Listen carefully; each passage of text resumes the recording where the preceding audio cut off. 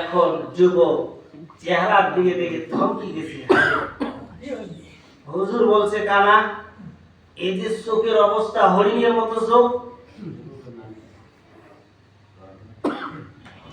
চেহারার দিকে দেখলে আর অন্য দিকে তাকারও মন চায় না। এত সুন্দরী মেয়ে, বলছে ল্যাংড়া, হাঁটতে পারে যে হাত নিয়ে, এর হাত নিয়ে দেখলে তো মাথা খারাপ হয়ে যায়। বলছে কালো কুস্ত্রী, সর্বনা, এর চেয়ে সুন্দরী মহিলা আর তো দুনিয়ার মধ্যে হয় না, দেখা যায়, আমার চোখে পড়ে নাই। এ কোন কাম? এ ভয়ে অস্থির হয়ে গেছে যুবক। হায় রে, এক বিপদ হয়েছে আর এক বিপদে ফেলবার ভাও করছি, দরকার নেই বাবা। ও বাইরে হয়ে দৌড় দেওয়া শুরু করছে।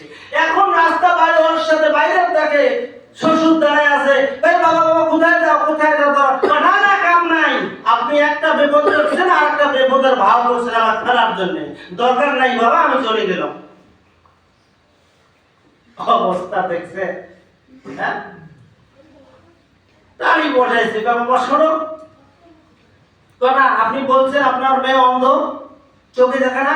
এখন তো যত সুন্দর ওর চোখ, টানা টানা চোখ হরিণের মতো, আর আপনি বলছেন আমার মেয়ে কালো কুস্ত্রী, এত সুন্দরী রূপসী মেয়ে, আর আপনি বলছেন ল্যাংড়া, আর ওর যে হাতটি ডিজাইন দেখলে তো মাথায় খারাপ হয় আমার। এটা তো আপনার মেয়ে না। বাবা বসো, এটা আমার মেয়ে। সুবহানাল্লাহ পড়ে না? উনি কি বলছে ল্যাংড়া, খোড়া, কানা, মিথ্যে কথা বলছে না?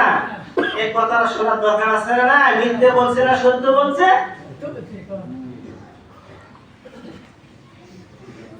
এখন বলছে কি, ডাক দিয়ে বলল, যুবক আমি তোমাকে বলেছিলাম আমার মেয়ে অন্ধ,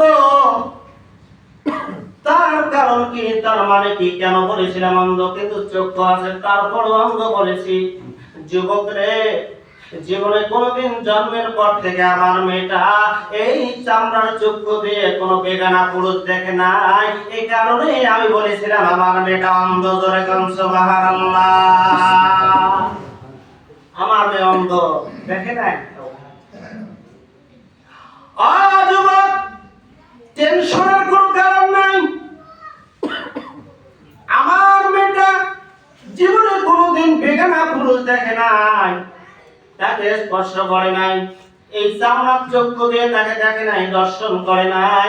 এই কারণেই বলেছি আমার মেয়েটা কালো কুস্ত্রী, খারাপ দেখতে, খারাপ, ভালো না। আমার মেয়ে আসলে এটাই হলো আমার মেয়ে।